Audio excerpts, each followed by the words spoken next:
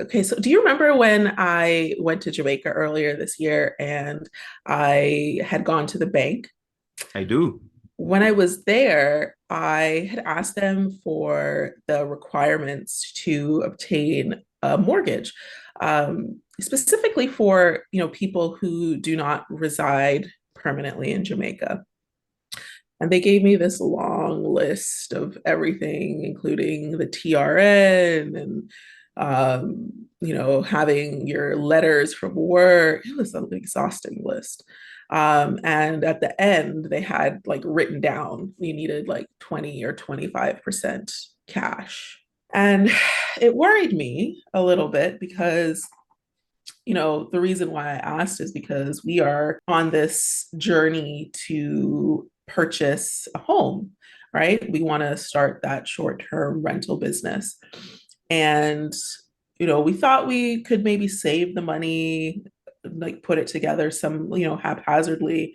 But as I was thinking further, I have, maybe a desire to purchase a home. I know you and Latoya are looking to purchase a home. And while this would help to supplement our income, we don't want to put a dent in our finances, right? We want it to add, but not inhibit. Hmm. So, as I was driving one morning, on my way to work, usually I will listen to a couple of podcasts. I think I usually listen to The Daily. You probably don't know it, Jermaine. It's a New York Times podcast, and they talk about, Hmm. things that are going around in the world. Nothing specific every time, but it's always great conversations. Even if you're not really into the topic that they're talking about, the conversation is really on par. It grabs your attention. And it got me thinking back to some of the conversations that we have. When me, you, dad are sitting around the table after a dinner and we spark a topic. Yep. And I feel like we argue out the beautiful meal, Debate. debates turning to argue, but we always sit there for like an hour and a half just arguing and debating. Yeah, debating. And mom just sits there and listens. And as I was thinking, I remember her saying, and this was, before podcasts were even a thing. Um, I remember her saying we should start like a radio show, me and you. Do you remember her saying that? I do. I do. I remember her saying that. And I was just like, mom may have had a point, and I don't know why we didn't do it. Um, and I was like, it would be interesting. I feel like we as individuals and us as a family have a lot of unique experiences and ideas that make us valuable to others, right? Yeah. And I kept thinking and ruminating on this. And I was like, you know, there are a lot of podcasts out there, and a lot of people make videos. And some of my favorite podcasts, they're actually just videos on YouTube, right? And they pull the videos and put them on Apple Podcasts or whatever. And I was like, we could probably do that. And I remember I thought about it. I went to clinic and I was seeing some patients and I just kept thinking about it, thinking about it.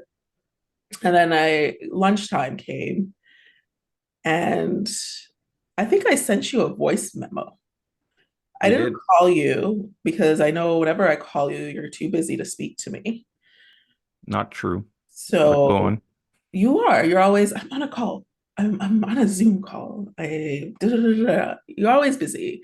I don't call you. You ever realize I don't call you? I don't call you. Um, unless it's an emergency, and then you're still too busy. Um, so I sent you a voice message and I said, I have an idea. I have an idea. Call me when you have time. And you said, I'll call you by 1. And then you didn't call because you were too busy. And you called me later that evening. And But I I said, did call. you did call. No, I never said you didn't call. I just said you were too busy. You always call. Well, 75% of the time. Um, anyways, you you called me and I pitched you this idea. And I said basically what I just said. I said, listen, we need capital for this purchase. And we don't want it to disrupt what we're doing. What do you think about starting a YouTube channel in the format of a podcast where it's just me and you talking about business, about life, about family, and about our family? And what did you say? Let's do it. And I bought a mic and we figured a setup and we started a channel. We have no clue what we're doing, but we started a channel and we called it, Richard's Family Legacy. and here we are. And here we are. And here we are. Now, this is not our usual intro, but I have a question to the audience. If you're listening, did it grab your attention? This intro was a story, which leads us into what we're discussing today.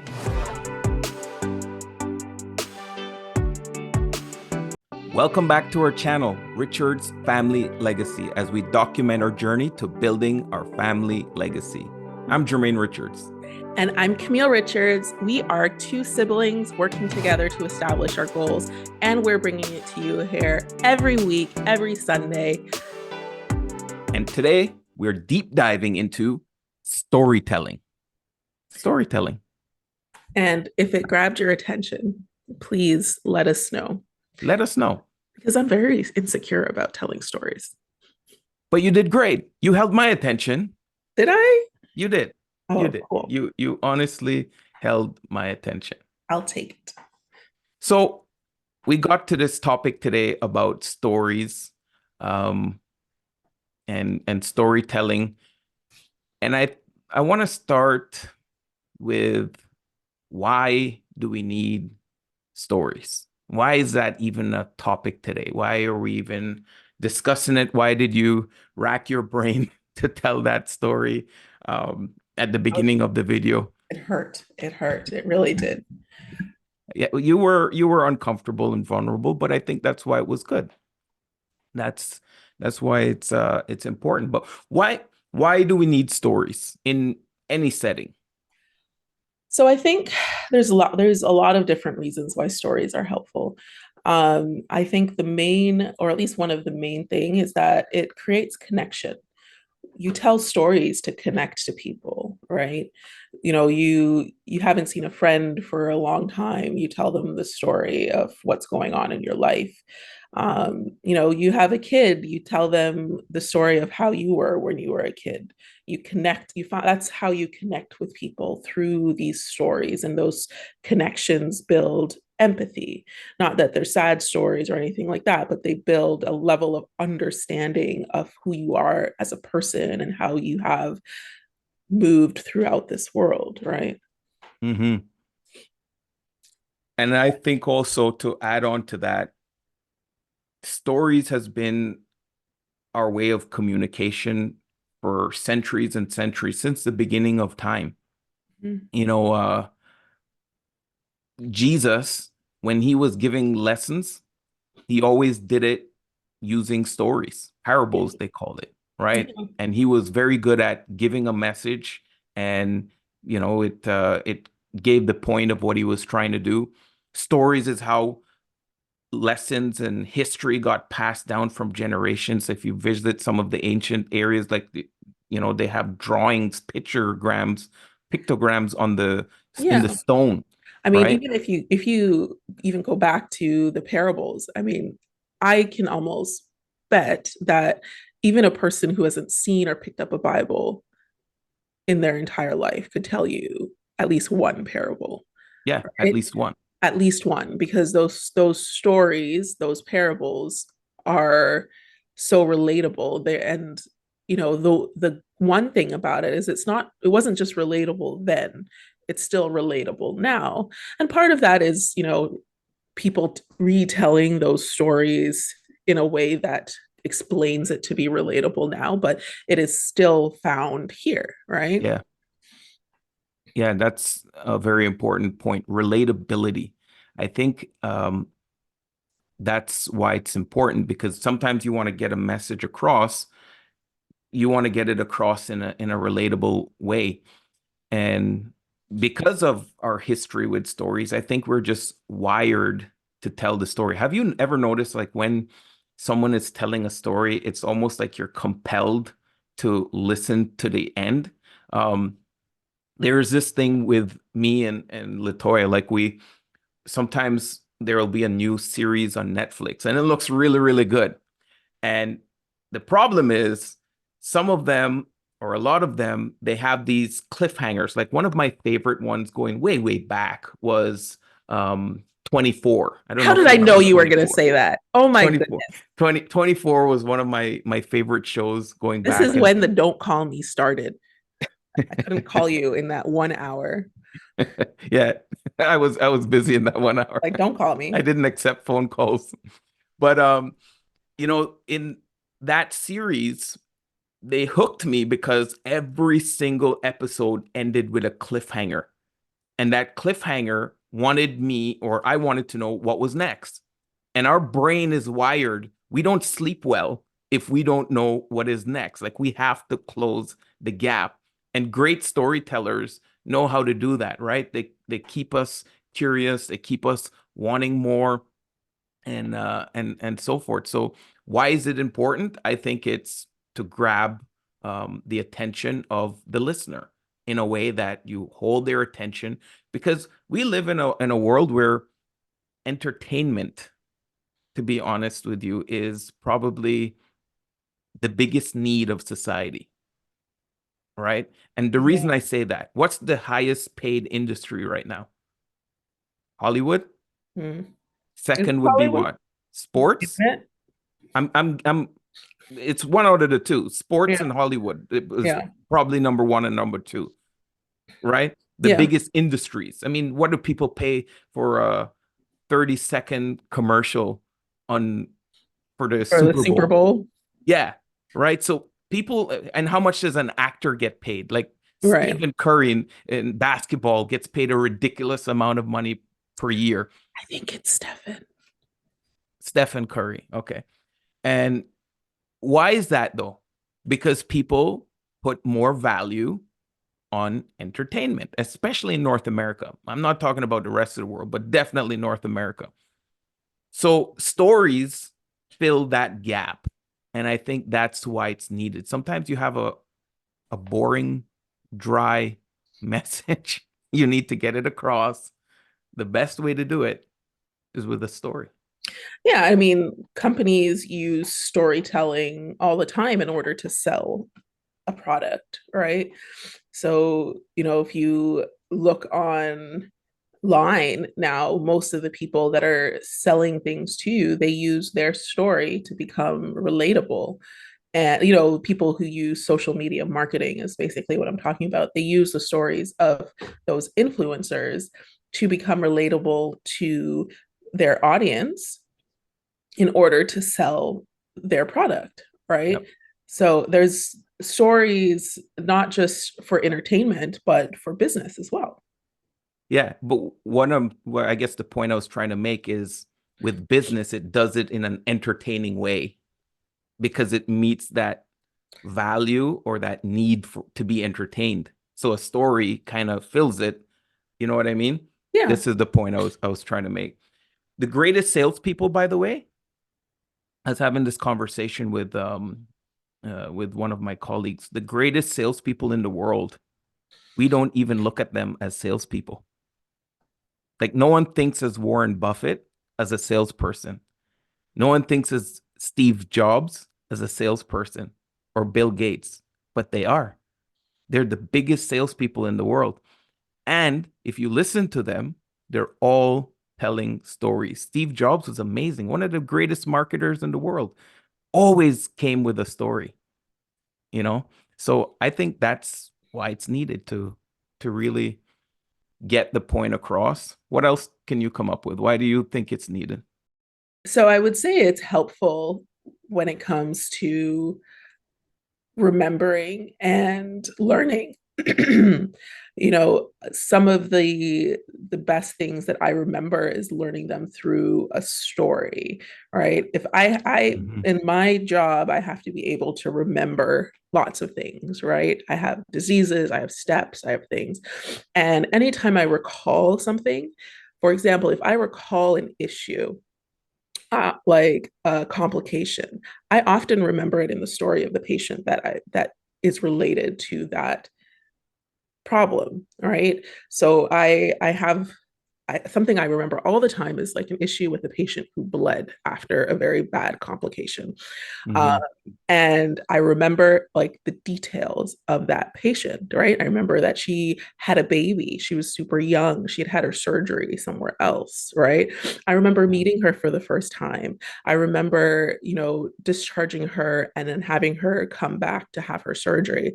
And this, please take this into context. This was a surgery that very rarely was done. So I was very excited to do the surgery. I was very Mhm. upset that we were doing it on a patient that was so young. Complication did Mhm. not happen at our hospital. The complication happened somewhere else. I was a resident at this time. And I remember doing that surgery and the patient doing well, and then she started bleeding. And I just remember all of that. And then the reason why she was bleeding was so simple, right? It was we needed to give her a vitamin. Specifically, we needed to give Wow. her vitamin K, right? So simple.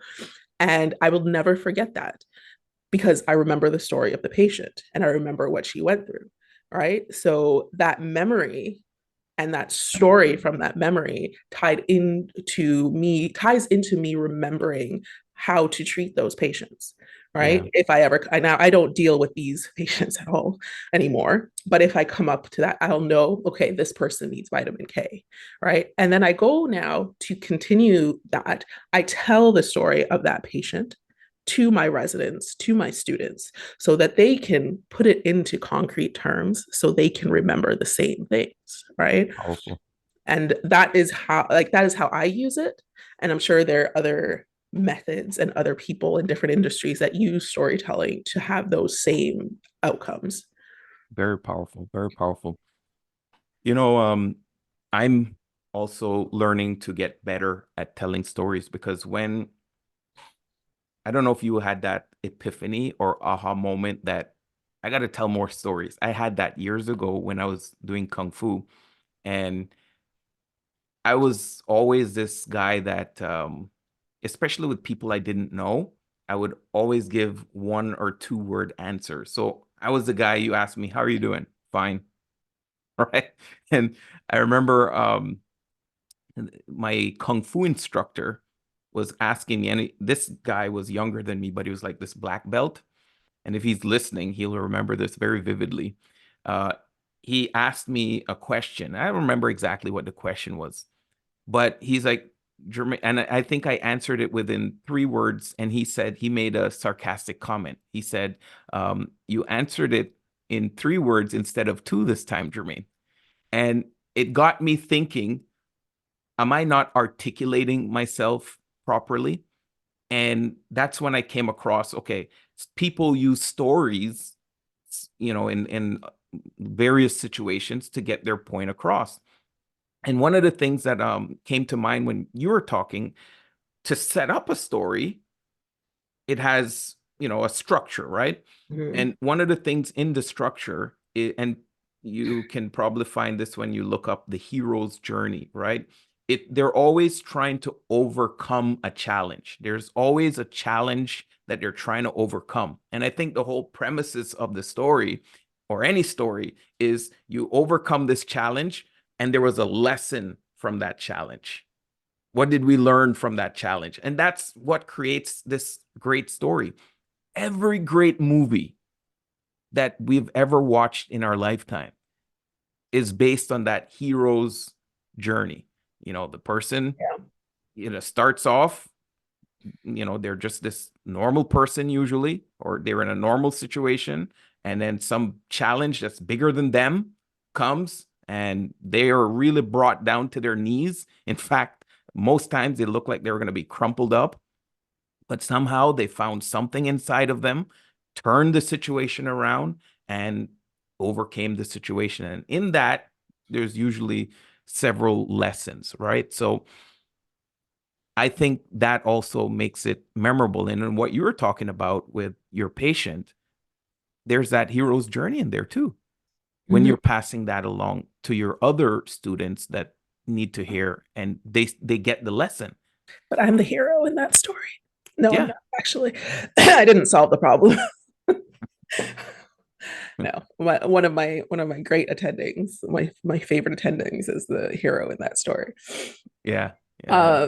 Yeah, but no, absolutely. I think it's very important, and it's not something that I probably, you do the one two words. As you can example here, I mumble and talk nonsense because I'm not used to talking, and when people actually talk to me, I just like have this blah blah blah blah blah, and it's like all over the place, and I'm sure people have thought I'm schizophrenic because I don't have a singular line of thought. uh, Mhm. but I'm just introverted and shy and don't know how to string together a proper story. But it's a good thing to try to do. I've just, I when I interact with patients, it's often, and you know, maybe I do tell a story, but I tell, I guess there are different, you still talk about, a journey, but there's different ways, like different forms of Yeah. stories, right? Yeah. So you can talk about a person, but when I tell stories to my patients, and they're maybe they wouldn't be considered stories, they're descriptions, and in legal terms they're risks and benefits. um, I talk to a patient, say I have a patient who has biliary colic, which is, gallstones and symptomatic gallstones. I will tell them about their surgery. Sometimes I'll use visuals, right? So I have like a program that will go through the steps of the surgery, and I'll be like, okay, so this is what we're doing. We're going to put you to sleep. I'm going to put in 3 small incisions into your abdomen, and I'm going to find the gallbladder. Once I find the gallbladder, I'm going to lift it up. I'm going to disconnect it, right? Once I disconnect it, I'm going to take it off the liver bed, and we put it in a bag and we take it out. But during that procedure, we may have complications. These are the complications that may happen. And I list those. And then once I list those, and I'm like, this is what your recovery is going to be like. You're going to go home. You're going to have pain. This is how you're going to treat the pain. And that's what I tell them. But I guess if you want to put it in that big overall overarching thing, that is a story that I tell them, Mhm. right? I tell them the story of a surgery and how that surgery is going to affect them. But it's not listed in that same kind of arc, Yeah. right? So I guess, yeah, I tell stories. I'll take it. I'm a Yeah, storyteller. I think we all do, and I think we all need to get better. Like I said, it's something that I'm personally working on.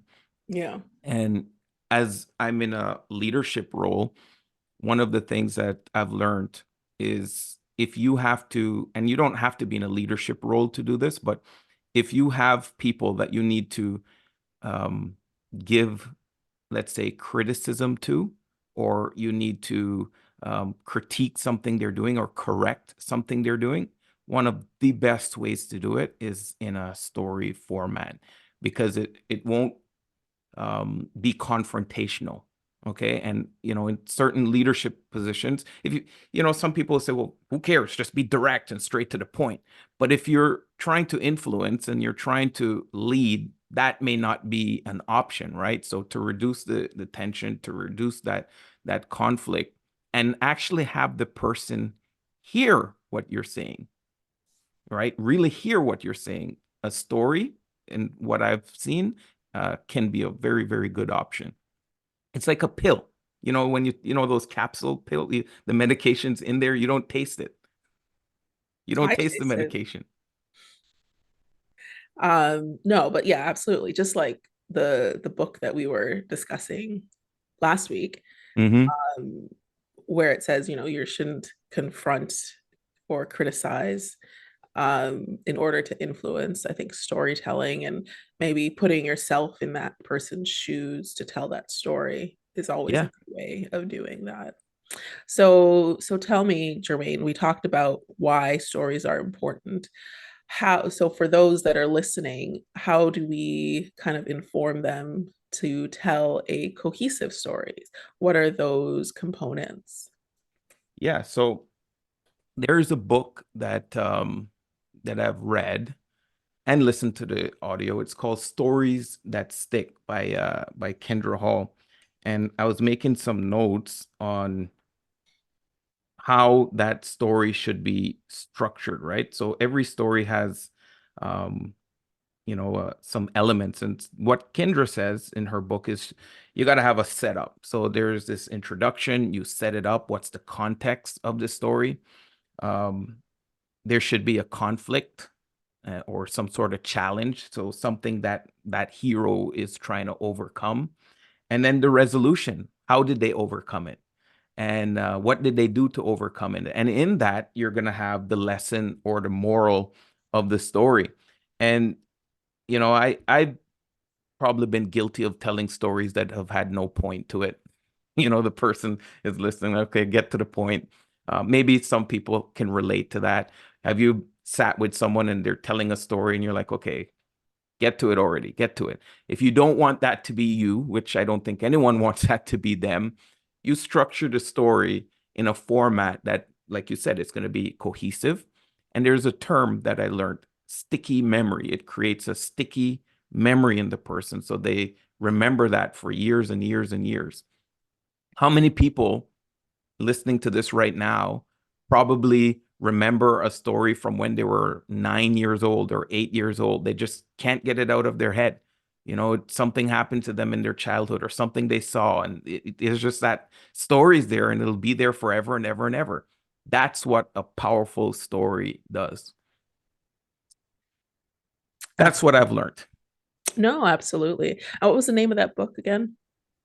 It's called Stories That Stick, and it's by Kendra Hall. Okay. And where can they find that book? On Amazon or Audible. Okay. We'll try to put a link in our bio for those who are interested. Yeah. Excellent. So we said that there has to be one a So you got to have the context of the story, right? The setup. and So then what's two. what's the setup? And then second is the conflict. Okay. Three. Third is your lesson. Okay. And then third is your resolution. And then fourth is your lesson. Lesson. Okay. Yeah. Awesome. Awesome. Awesome. All right. What else do we have about stories?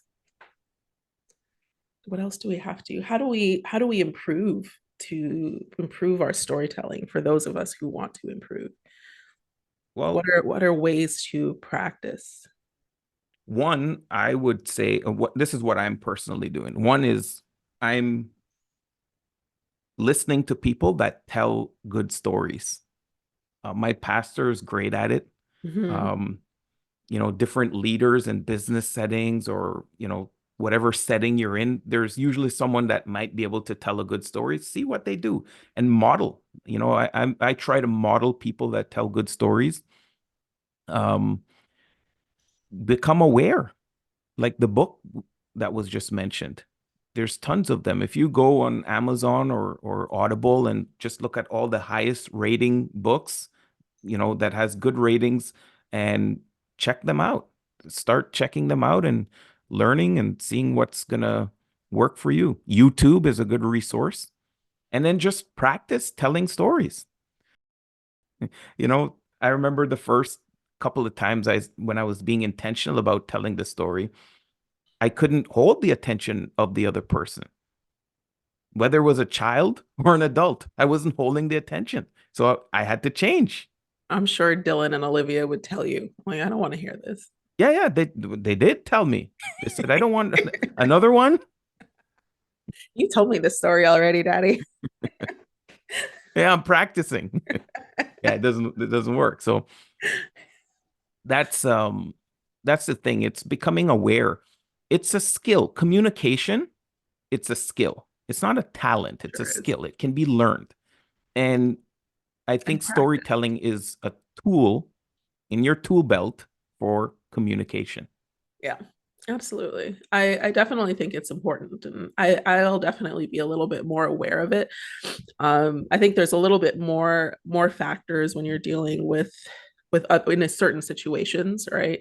Like I'm not going to tell a lot of personal stories unless it's relatable, but I definitely try to be cognizant of how I'm structuring my like my education to patients and my conversation to patients um as I'm going through. And one thing I like about the conversations that we're having and the stuff that we're doing, because even the book that we talked about, the How to Win Friends, Influence People, I see where I can use those in my current, in clinic and talking to patients, as well as storytelling, to put across a outcome and a cohesive understanding so that patients leave understanding what we're saying and understanding why I'm recommending something to them. And I've told stories in different ways to certain patients. And they open up to me a little bit more when they have that connection or they feel like I'm on the same level as them. Yeah, agreed. One of the things I would like to point out as well, Tony Robbins uses this statement a lot, and I think it applies here in storytelling. And the statement is, "Me too, so what?" Okay. Um, when we're telling a story, we want the other person to say, "Me too." So often the story is told and the other person's thinking, "So what?" Mm-hmm. We want them to say me too. So I think when you structure it right and it's relatable and all those points that we made, right? Right. The person at the end at a good story that's going to be remembered for years to come, they're sitting there saying, "Yeah, me too. Me too." Yeah. Yeah. The relatability. And I Yeah. think maybe that is like the underlying thing, right? That's why people become known or become, famous through social media, is that they are relatable, regardless of the story that they're telling, Yeah. right? Because some people, you look at them and you're like, how are you relatable? You have nothing to do with me, right? Yeah. But the way that they present themselves makes Yeah. them appealing. And I think with success, the more success a person has, sometimes it's harder for them to be relatable. Mm-hmm. And I've seen people that have mega success, but they're super relatable. Yeah. They're super relatable. Their stories are super relatable. They tell stories that, I know a gentleman, he's worth around $600 million. But when you speak to this man, it's like I'm speaking to the person next door. Like, there's no distance. Yeah. I don't feel it. If you spoke to him, you wouldn't know Mm-hmm. his net worth because he doesn't show it. Certainly doesn't dress that way. His stories are relatable. It's not like what's those celebrity shows, like I heard once Kim Kardashian trying to tell a story and she didn't know what Walmart was. Like that's not relatable to the common person Right. Right. in in her story. She didn't even know what it was. Yeah. Is that where you get walls or something? I can't remember exactly what it was, but it was something Okay. ridiculous like that. Yeah, yeah, yeah, yeah. No, no, and I mean, and the reverse is true because like I've read books from people and then have met them. So I've and you've read the books too. There's a famous surgeon out there that has written some books, and the books were very relatable to me, especially as I was trying to become a surgeon. And I have had subsequently met him and met them, and I just did not feel it, right? Like Yeah. it's just their level of like relatability face to face was just not there, Yeah. right? And it doesn't take anything away from what they've accomplished and who they are. But it's one thing to write a story. It's a whole different thing to verbalize it and to grab someone's attention. Oh Um, yeah. it's very, very different from reading. And you bring up a good point because a lot of those people, they're good at what they do. So Mhm. they're good at, in that case, being a doctor. Right. Okay.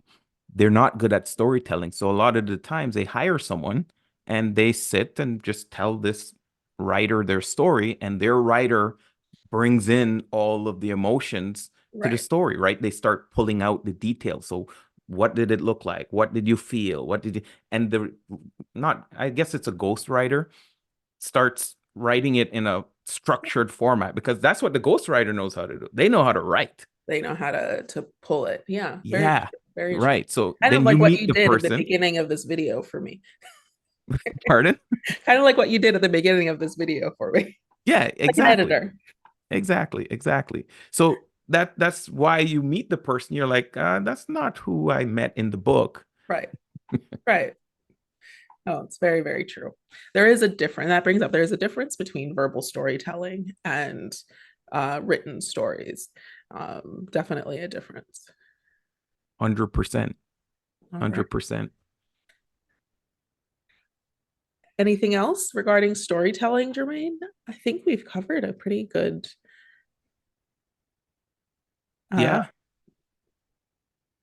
I think so too. I think we talked about why it's needed, mhm. why it's important, how we can use it, Yeah. and how we specifically can use it is definitely on our YouTube channels, telling more stories, Hmm. relatable stories that, and I think the more people we can relate to, the more impact we can have, the more following that we can have.